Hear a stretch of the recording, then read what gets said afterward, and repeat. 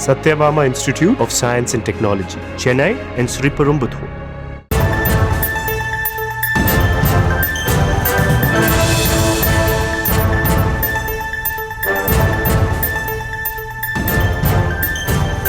தேமுதிகவுக்கு Rajya Sabha seat கொடுப்பதாக யார் சொன்னது என இபிஎஸ் இன்று காலையில் செய்தியாளர்களுக்கு பேட்டியளித்திருந்த நிலையில் இதுகுறித்து பிரேமலதாவிடம் கேள்வி எழுப்பப்பட்டது. ஆனால் அவர் பதில் கூறாமல் புறப்பட்டு சென்று விட்டார்.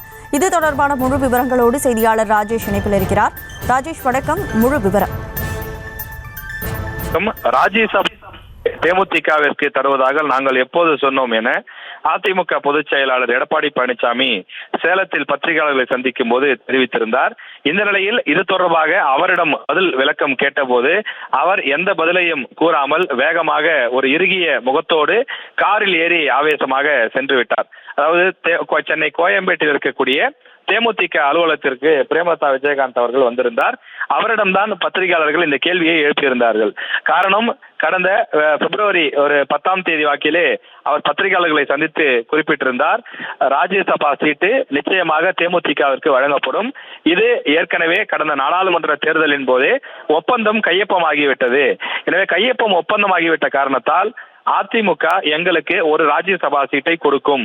நாங்கள் யாரை டெல்லிக்கு அனுப்ப போகிறோம் என்பதை விரைவில் உங்களுக்கு தெரிவிப்போம் என்றெல்லாம் பத்திரிகையாளர் சந்திப்பிலே பிரேமலதா விஜயகாந்த் அவர்கள் தெரிவித்திருந்தார். இந்த நிலையில் எடப்பாடி பழனிசாமி அவர்கள் இன்றைய தினம் பத்திரிகையாளர்களை சந்திக்கும் போது தேமுதிகவிற்கு அந்த ராஜ்யசபா சீட்டு வழங்கப்படுமா என்று கேட்டபோது, நாங்கள் கடந்த அந்த ஒப்பந்தத்தின் போது நாடாளுமன்ற தேர்தலுக்கான அந்த 5 தொகுதிகள் எவை என்பது குறித்து தான் ஒப்பந்தம் போட்டோமே தவிர ராஜ்யசபா சீட்டு வழங்குவதாக நாங்கள் யாருக்கும் ஒப்பந்தம் போடவில்லை. எனவே நாங்கள் போடாத அந்த ஒப்பந்தத்தை எப்படி நாங்கள் கொடுக்க முடியும் என்ற ரீதியில் அவர் கேள்வி எழுப்பியிருந்தார். எனவே தேமுதிகவிற்கு ராஜ்யசபா சீட்டு வழங்கப்படாது என்பதுதான் எடப்பாடி பழனிசாமி அவர்களுடைய பதிலிலிருந்து நாம் தெரிந்து கொள்ளக்கூடிய செய்தியாக இருக்கிறது.